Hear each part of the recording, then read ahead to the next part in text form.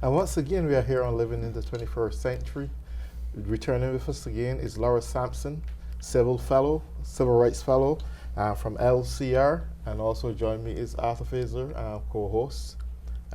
It's good to be back on the show again. Absolutely. Thank you for having me. Nice. You're welcome. Thank you. Sure. Well, since then, we had a lot going on in terms of the census, the courthouse situation, the arrests and so forth, getting that matter solved. Could you just go into it a little bit and tell us about it? Absolutely. So there are two victories LCR is really excited about in the civil rights world. So the first that's been in the news a lot lately regards the 2020 census. So folks might have heard that the Trump administration tried to add a citizenship question to the 2020 census. This would have been the first time since 1950 that a question was asked about citizenship. There were a lot of concerns in civil rights communities and in statistical bureaus and universities that this would make the data less accurate because individuals who were immigrants would be less likely to answer the census for fear their information would be used against them. So a lawsuit was filed that made its way up to the U.S. Supreme Court that argued that the decision to put the citizenship question on the census was arbitrary, it was capricious, it was irrational, and it just flew in the face of all the evidence before the administration.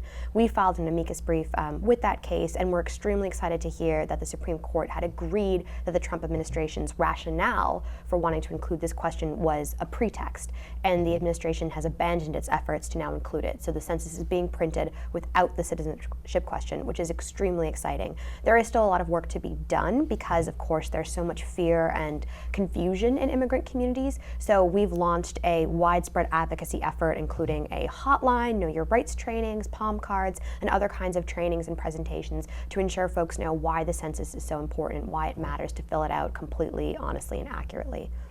Our second victory is with regards to a courthouse arrest case. Lawyers for Civil Rights filed a pretty groundbreaking civil action in federal court on behalf of two district attorneys, Rachel Rollins and the Middlesex County attorney, on behalf of CPCS, the public defenders for Massachusetts, as well as the Chelsea Collaborative, a workers group in Chelsea, arguing that ICE, Immigrations and Customs Enforcement, was overstepping its authority and making arrests in Massachusetts state court. And we were extremely excited to see that a judge agreed with us and granted us a preliminary injunction, which for now prevents ICE from making arrests of individuals on courthouse business in Massachusetts state court. This is a huge victory for immigrant communities, especially those who are fearful about going to court to do things like seek protective orders in domestic violence cases or testify as witnesses in civil actions or criminal actions, which means that now everyone, I think, as a community is safer because folks feel like they can trust in the court system.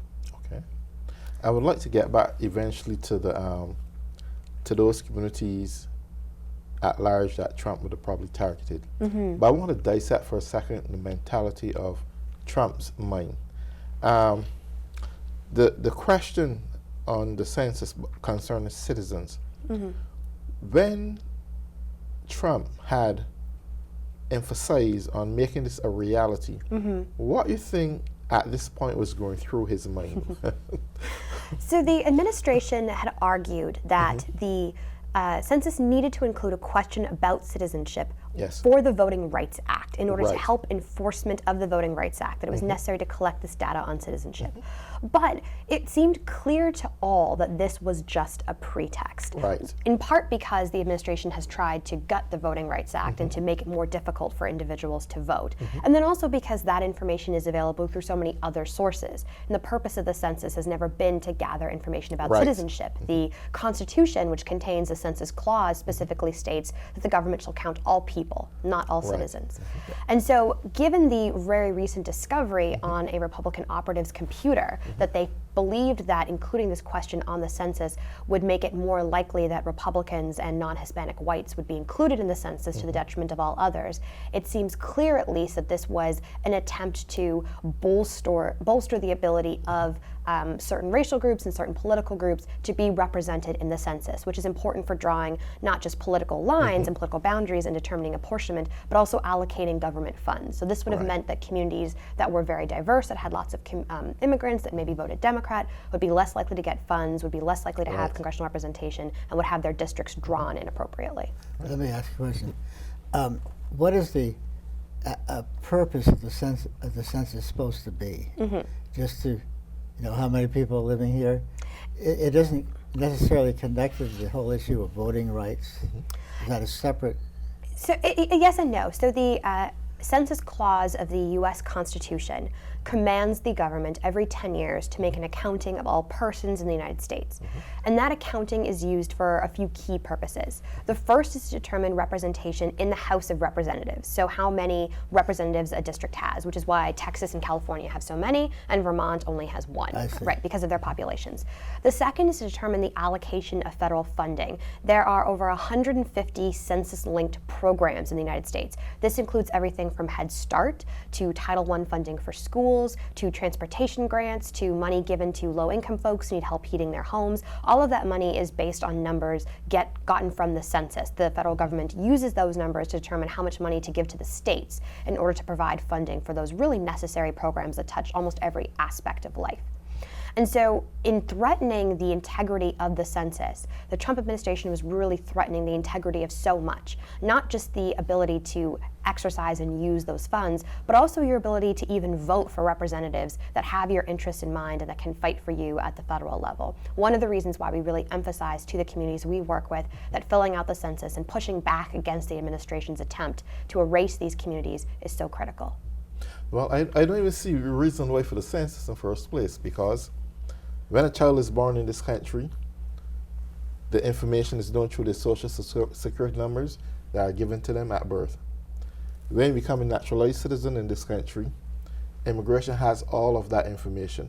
They know the residents, the legal residents, they know the naturalized citizens, they know the born citizens.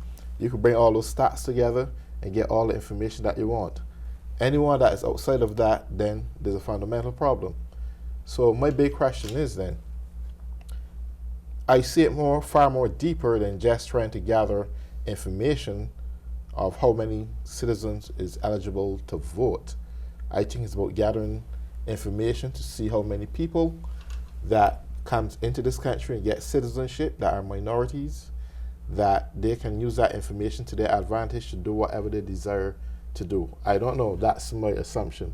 You're the lawyer, so correct me if I'm wrong. So again, the census is a part of the original Constitution, and it's not attached to any idea about citizenship. It's not attached to any idea about working. Exactly. Citizenship is separate entirely. From the intent of the census. Absolutely. So to try to link the two together is not right. It's not right, and it's not necessary. There's not only are there other ways of gathering that information, for example, the American Community Survey, which is also conducted by the Census Bureau, but is far broader in scope. It's sent to fewer households. It's used to create a sample and then project out. There are other means of gathering information about, for example, the number of voting-aged residents in an area. That's not supposed to be what the census is for. In other words, to attack the census is really to attack something really core to the Constitution, right? A requirement that we allocate representation based on population in an area. And it's just one of, I think, many attacks on the rule of law that we've seen from this government. That's very helpful for me to understand it, because I really didn't, I never understood the census. But so it's really part of the Constitution to do this. But that census does not include finding out certain other information like citizenship. No, the census just asks to do an accounting of all persons. Yes. And the census, of course, doesn't just ask, how many people are in this household. It asks questions about age, for example, or race. And it asks those questions in part so that you can tailor the kind of services you provide. So, for example, knowing how many children live in an area is really important for determining how much money you need to give to fund public schools, for example, or aspects of math health or the Children's Health Insurance Program. And so making sure that children aren't missed or forgotten in the census is critical. It's estimated that at our last census in 2010, over 10,000 children were just not counted in Massachusetts. And for every person that's not counted in Massachusetts, it's a loss of about $2,500 per person per year for 10 years. So a staggering amount for a state, especially a state that has such a high concentration of folks from communities who are most likely to not answer the census. I'm still lost. I'm lost from the standpoint too that considering the whole methodology of trying to suppress votes in some states and considering the lapidations of some schools in many states, that gathering all this information and knowing what the needs are, there's still nothing getting do about it. You may not be the right person for me to ask this question, but why do you think that really is? So I think that there's a couple of considerations here. So the census provides the baseline data. And having that baseline data shows how much money we think is necessary for example, properly funding mass health or properly funding CHIP. How that allocation then takes place is, of course, a legislative conversation about budgeting. And that is less an area where our office is involved. Our office is more involved in ensuring that that constitutional obligation to count all persons in the United States is met, so that cannot be an excuse used by the legislature for why the funding isn't taking place. It's a separate question about whether or not the budget can accommodate something. It's another question to say, well, we don't know how many children are in Massachusetts. That's not appropriate. There's a way of figuring out how many children are in Massachusetts through the census, and it's one of the reasons why that's such an important commitment for us up until 2020. Okay. Well, how is the census conducted? Do you have people's houses? Is it done through a form that's mailed to them? So this is actually going to be the first census to be conducted primarily online in 2020. About 80% of households will receive a document in the mail that will have a code that identifies their household. They will then be asked to log on to the internet, to go to a particular website, to input their code, and then to fill out the census electronically. The census is only about 10 questions. They can fill it out in over 12 languages. And if they don't want to do so, they can fill it out over the phone. They can actually call a phone number and speak to a person and do the census that way. If an individual doesn't respond by a particular date, they will get a paper census to their household. Those are available in either English or Spanish. If the census is not completed or is incomplete or there are questions, you might get follow-up from an individual census taker who'll come to your home with some documents and just ask follow-up questions. Census takers are hired from the community in which they serve. These are temporary positions. They also swear very strong oaths to protect and preserve your information. Violating that oath could subject them to prison time as well as thousands of dollars in fines. So the system is set up to ensure that they're really just gathering the information they need and keeping it safe and using it just for these numerical purposes. So this is one of the other reasons that this census is, I think, such a big shift, because not only do we have the fears surrounding the citizenship question, we also have the fear surrounding an electronic survey. You know, people's concerns about their data being misused, or the website being subject to hack, or the fact that so many folks in Massachusetts don't have access to reliable broadband internet. Yes, I think that'd be one of the key things is that we assume that everyone has internet access and all this, but a lot of people don't, or don't know how to utilize it. Absolutely. So I think, but still, I think it's certainly speed up and making the census much easier. I mean, I think that there's there's obviously some positives in that it should hopefully facilitate the conduct of the census for certain populations, but for others who, like you noted, might not have access to internet either through broadband service or through cell phone service, it'll make it more difficult. What we're effectively asking folks to do is fill out a public form, the census, on a private good, broadband internet. And if the government isn't providing that kind of good, which in this instance the Census Bureau is not, they're relying on partnerships with organizations like us or the Chelsea Collaborative to provide those resources for individuals. So that's just one of many challenges the census faces in 2020, and one of the reasons why this kind of advocacy work we think is so important. Well, your security is so difficult on the internet now. I mean, look at, it's just incredible.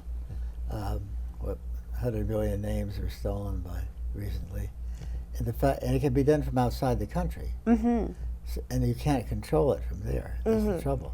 And that's, again, one of the fears that we've encountered as we speak to folks who are wondering about the census. You know, of course, they're concerned about, if I give information about where I live, is that going to be used against me? And we can say, no, the Census Bureau has committed to not sharing any kind of information, not disclosing it to anyone, including other government agencies, be they state, local, or federal, that can never be used against you in a court of law. There are very strong penalties attached to this, but still, there's a very reasonable worry about what happens if this information is hacked. What if it's a state actor from outside the country? And so that's one of the reasons why I emphasize that you don't only have to fill it out electronically. You can also call the census hotline and give your answers that way. You can do it by paper. You still have those choices. Right. So if you're worried about that, you can just call in. You can call, absolutely. Do you think that voting will go this way, that you eventually be able to vote over the internet, as opposed to now having to physically go to a place and vote? So I'm just curious. I think that may be possible. I think one of the things we want to be concerned about, especially at a group like ours, is that in itself going to be equitable? Because as we've noted, right, not everyone has access to the internet. And of course, while there are difficulties in getting to polling places right now, it'll be extremely difficult if the only way to vote is online and individuals don't have access to broadband or access to cell phone service. So what if that change happens, and it's very possible it would, groups like ours will fight to make sure that the right to vote continues to be provided on an equitable basis, and so that every individual has the ability to exercise that right, even if they don't have access to internet. For example, an older person, it's a big trouble to go to a voting place. So if he had the option of voting over the internet, so you give people a choice, like you were just discussing on the census, I think that might be helpful, because you might get a lot of people, more people voting that can't easily get to a voting place. Absolutely, right. Individuals who are older, individuals with disabilities, Yes. individuals who are shift workers and can't take the time off. It's especially hard in a place like Massachusetts where you don't have same-day voter registration. Correct. So if an individual hasn't been able to register well in advance and then come to the polling place, it's more difficult. Yes. So I want to turn our direction a little bit more into the nature of civil rights pertaining to leadership at this point. And we recognize that more now than even ever, there's a lot of chaos surrounding minorities in this country, and it's coming from leadership. Now, I believe since 1964, when the Bill of Rights Act would have been passed, that we would have made some progress in terms of learning how to unite as a people. We have leadership now stemming from the president, who is xenophobic. He's full of bigotry, full of hate, and there's no peace as far as we can see. Now here's my question. The president would refer to 4 congresswomen in the slurred, if you don't like what we're doing here, go back to where you come from. Now he has a chant out there by people chanting, send her back, right? Now, when you have a nation that is so racially divided and full of so much hatred, from an attorney's standpoint, how could you be able to impact your community or impact those who are critically messed up with these kind of racial slurs, and not just coming from your next door neighbor or the person you work with, but you having a person at the top reinforcing this thing, and all of a sudden in the workplaces and all over the places now you having all kind of racial discrimination going on. Some black folks now have to wear wigs on their head to appear straight in order to conform and keep their jobs. The white minority in the workplace is now using racial remarks to some minorities in the workplace, and management is doing nothing about it. They, matter of fact, far from doing something about it, they are actually upholding it. With this kind of environment out there, how you as an attorney or on a law group rather than just you, be able to effectively navigate those who are offended day by day to build a strong mind and overcome these kind of racial remarks? So one aspect that I think we have found so empowering about our work is having folks who are incredibly brave and who we respect so much stand up and talk about what they've experienced. Right. And we've seen this in a couple of different aspects of our work. I'll give you one example. We have been working with some of the students who went to the MFA on a school trip and were subject to incredibly racist remarks, and including one remark that sexualized a 12-year-old girl. And those students could have done a lot of things after that happened. They could have bowed their heads and said, well, this is not a place for me. This is not a place for me. They could have said, well, I'll never go back to the MFA again.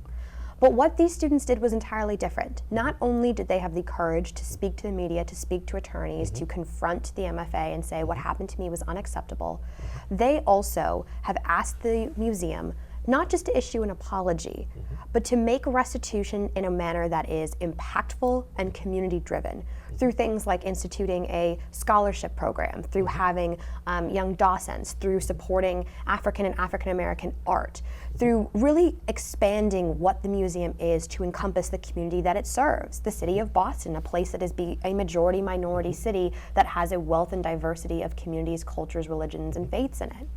And that, I think, is an example of students who could have been incredibly disempowered by an event, who have used it as an opportunity to reclaim their voices and reclaim their pride.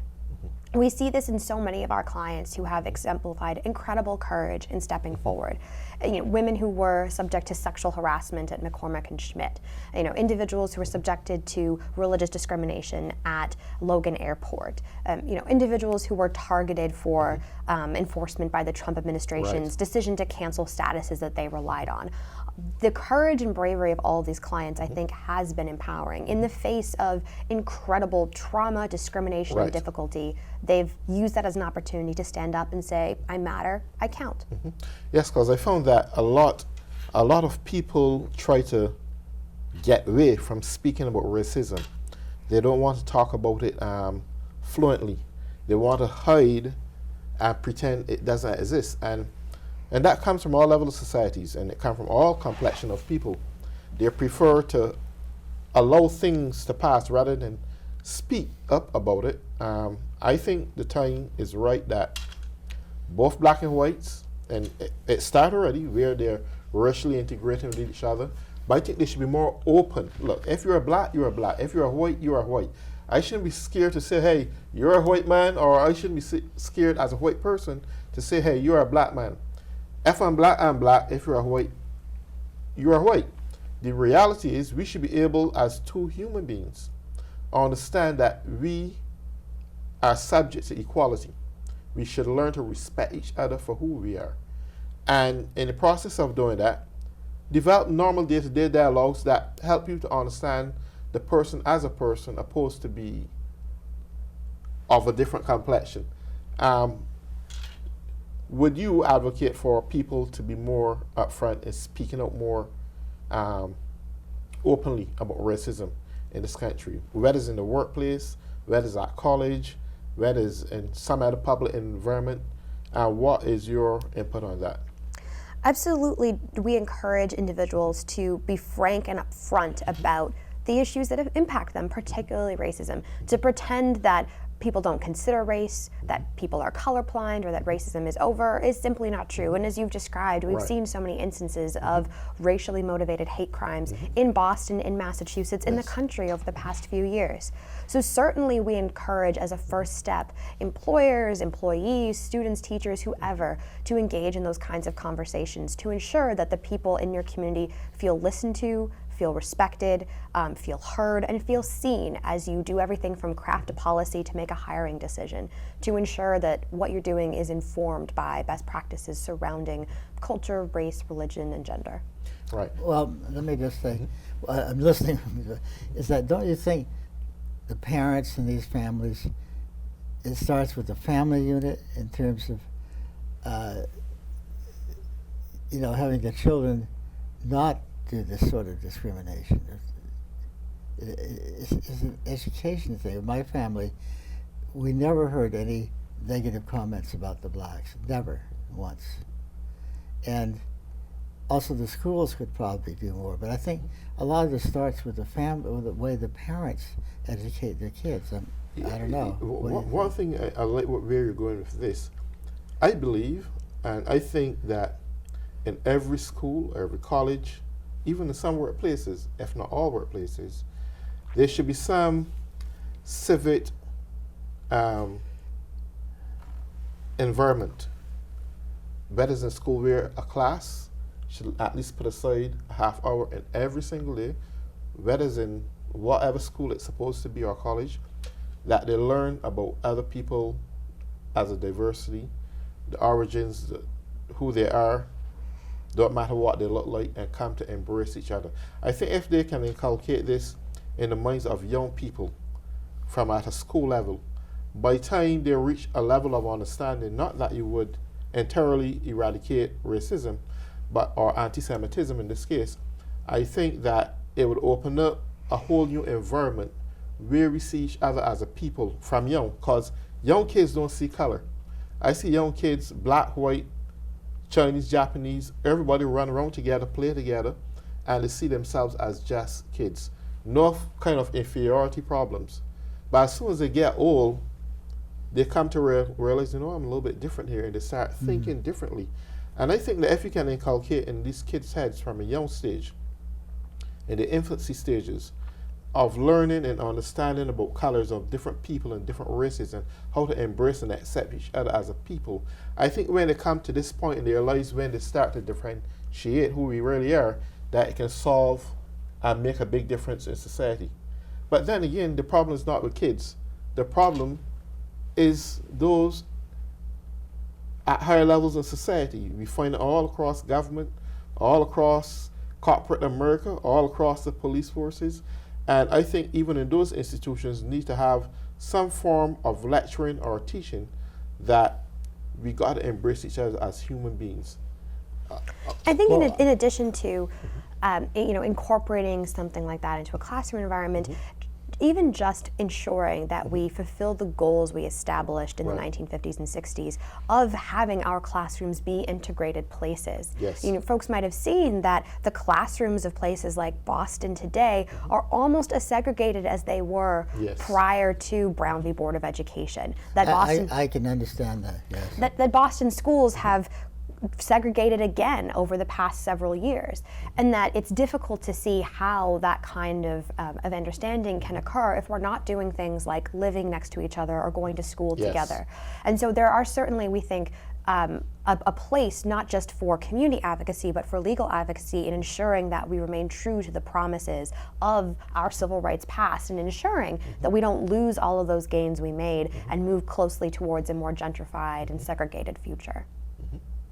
Okay, and Arthur, pertaining to what you were saying a few minutes ago, do you think, and you're a Republican. Yes, I'm a Republican, but that doesn't mean that I'm not in favor. We're up to 1 minute. Right, so I'm a good person to have on a show like this. Well look, we got 1 minute, Arthur, so I'm going to ask you this question. I heard you said it, there's something different about this president that just causing hatred and bigotry all over the place. If there's something you have to say to him, what would you say as a Republican in terms of harmonizing this country? In terms of, can you rephrase that? Right. What would you say to the president in terms of making this country a better place and bring about harmony? Well, the president has to set the tone for the country. Okay, he has to set the example. Like I'll tell you, Obama did a very good job of that. Okay. He presented himself very well to people, and not in. We have to wrap up. But on the other hand, for the 8 years, I wish Obama could have accomplished more in terms of this issue. And I think other people probably agree. Yes, we got to wrap up now, Arthur. Okay. So to all those who have been tuning in, thanks again, and sorry for this shortcut. We'll get back to this conversation again as soon as we was warming up. Right. We come to a close. And until then, enjoy. Have a good day. Bye bye.